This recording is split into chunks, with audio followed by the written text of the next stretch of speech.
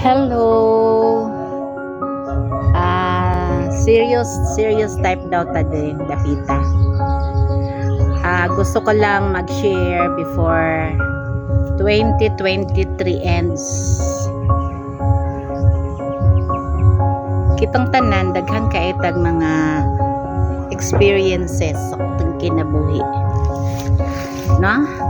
Kay mao nagiingon nga tayo ay tao lamang. So daghan ta experience. Kay tao lamang, di ba? Charurot. Oh. Kay dili man ta supernatural. So nanggod ta experience. Tanan nga klase nga experience ato gyud nga na experience. Pero unsay nahitabo? I-survive ta. Tungod kay kitabangan ta sa ato ang buhi nga Dios. So one thing nga ako ang ika-istorya nimo is give thanks to the Lord before 2023 ends tonight. Pasalamati imong God kay siya ang tanan sa imuhang kinabuhi nga namuhat. Moingon ka nga adoy wala man ko karon na dato. Dili nimo hibaw-an sa 2024 madato na ka. Adaoy wala pa man ko na promote.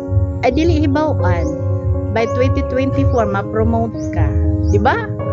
Yan lang. Yung mga pangandoy nato na apa sa kamot sa Ginoo kung naapa tay gi-pray nga wala pa nahitabo, mahitabo jud na siya. Tungod kay mama iyang promise. Iyang plan daw is to prosper us, not to harm us. So kana lang gyud ang akong ika-istorya. Nga pasalamatan nato ang Ginoo sa tanan nga iyang gihimo nato sa 2023 bisan pa naata sa tough times kay dili lamang ta makapasalamat sa iya in good times but also in our bad times. Tanang times